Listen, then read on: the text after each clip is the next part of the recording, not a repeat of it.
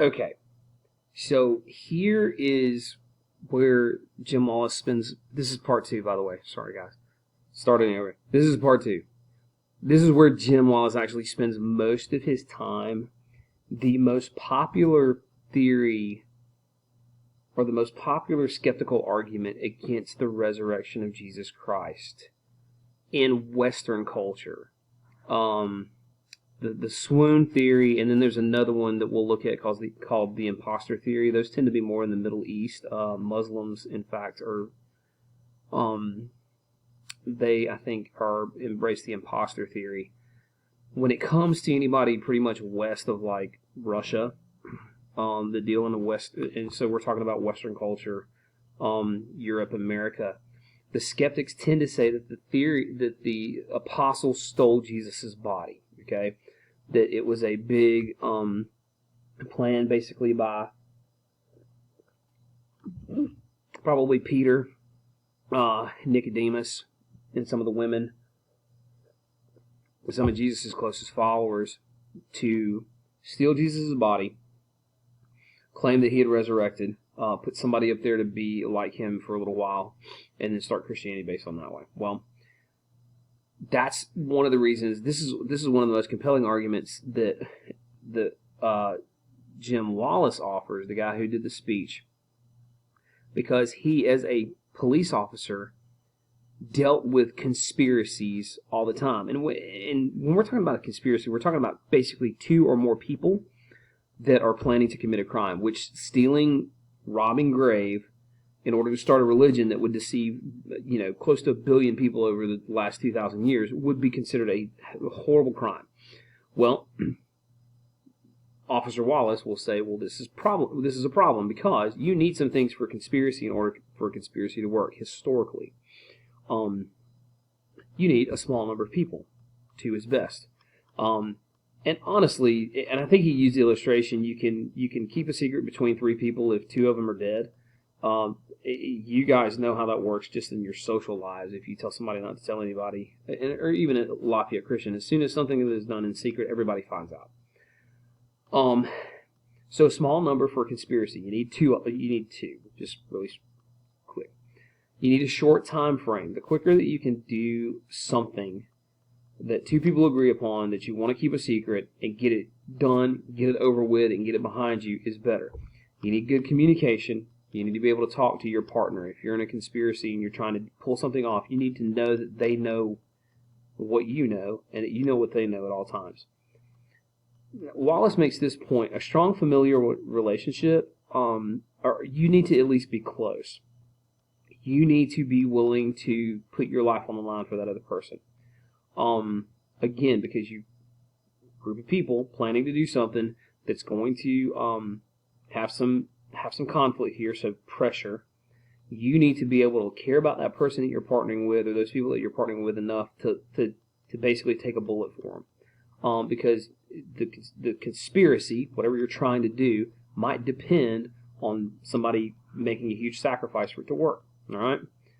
So, ABCD: small number, short time frame, good communication, strong familiar relationship, and no pressure. If it's going to work, those things need to happen. Well, let's look at what the disciples had to deal with. This is the problem with the resurrection, like the disciples pulling off this big hoax in order to start a religion. From a cop's perspective, but then let's look at it from a historical perspective as well. Number one, Officer Wallace will tell you, you've got way too many people. You've got 12 men. Those are the apostles. You have some women who traveled and followed Jesus regularly.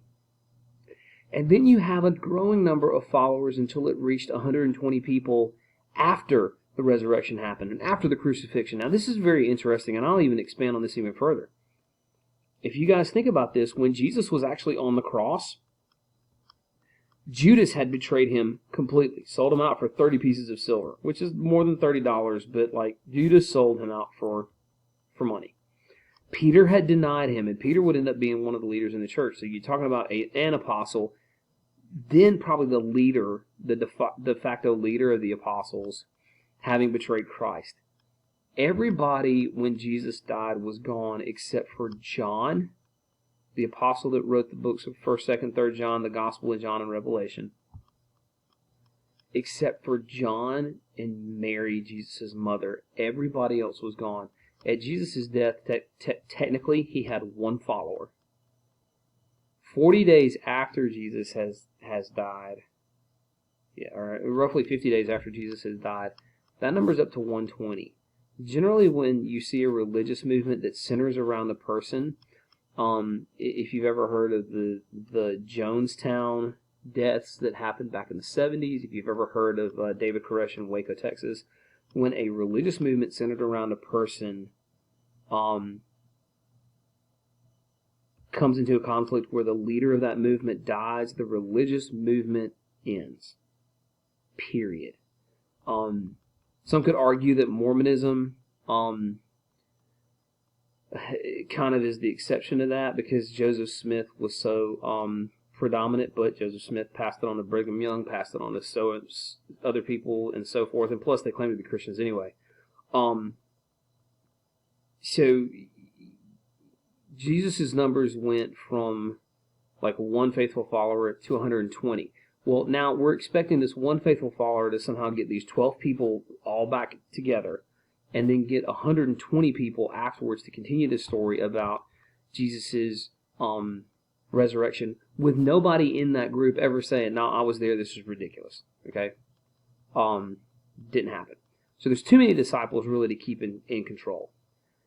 There's too much time that passes, and by too much time, there's too much time that allows somebody who knows the truth to come out and say, okay, my buddies are crazy, these people that I used to hang out with were crazy, this never really happened. But in 60 years, so from basically the resurrection of Christ, 33 AD, until probably the death of John the Apostle around 90 AD, there are 60 years where all of the disciples, or most of the disciples, or at least one disciple, apostle, is still living, passes, and no one ever changes their story.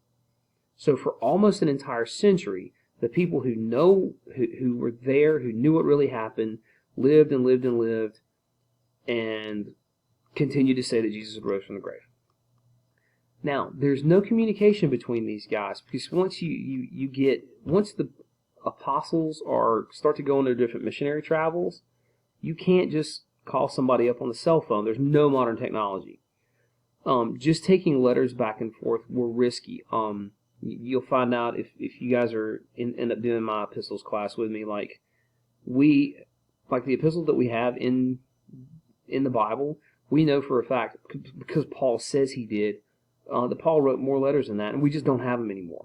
So communicating over long distances is difficult, and there's no modern technology. You have no guarantee that you and somebody that you've known for only 3 years, some of these guys, are going to go your separate ways and for the next 30 years keep telling the same story. There's no way to keep contract of them. And there's too much pressure. All of the disciples were persecuted, even if they weren't individually executed. All you have to look at is the book of Acts. And you find that, like, Peter and John were thrown in jail a couple of times. John's brother James was killed in Acts 12. John and all of the apostles in Acts chapter 4 or 5, I think, were beaten under the temple legislation. Paul was dragged all over the place, and he was in prison. He was shipwrecked, I think, 3 or 4 times. And so all of the disciples suffered somehow, even if they weren't legally persecuted, for the sake of the gospel. And over a 60-year period of time, or over 30, 40, 50 years, none of them ever recanted their story. None of them ever just threw up their hands and said, you know what, I'm going home. I'm done with this. Some of them were family on the point E. Many of them weren't related. Peter and Andrew were related. James and John were related. There was another, I think, and some of them were cousins. But then you've got a guy like Matthew, whose name was Levi. He was a tax collector. Socially, he was really a political sellout, according to many of his partners who were apostles, especially if you consider that Simon the Zealot was more than likely a political radical. He was probably a protester, and it could be if Simon had gone on his path long enough, he would have probably been considered like a terrorist. Obviously not as fancy as what we see today with the bombs and everything like that, but like when your weapons are knives and slingshots and that's what you use, that's what you're considered. And the name Zealot was very closely tied to people who were willing to do violence for political purposes. Matthew and Simon, socially, historically, Simon would have hated Matthew. There's obviously, personally, they could have become buddies over their time with Jesus, and they did. But from a socio-political perspective, these two guys were enemies. And here's the main point of the whole thing: there was no changing their story. The apostles never changed their story. You never hear about an apostle selling out. You might have heard of some early teachers in the church kind of embracing some weird beliefs.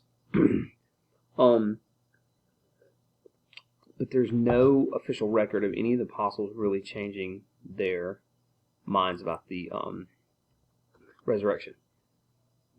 And here's where the death list comes in. There are no motives involving power, lust, or money. And this is the quote: "Motive alone doesn't make you a murderer." This is what Jim Wallace said, but no murder happens without motive. We need to consider this, that if the apostles committed a conspiracy, they committed a crime. Okay? So you could say it this way: motive alone doesn't make you a criminal, because if you're gonna lie about a religion that deceives over 1 billion people over a course of 2,000 years, you're committing a crime. I think we can agree upon that. But no crime happens without motive. So you have to ask, what did the disciples gain? Well, nothing. Not money. And Paul often preached for free.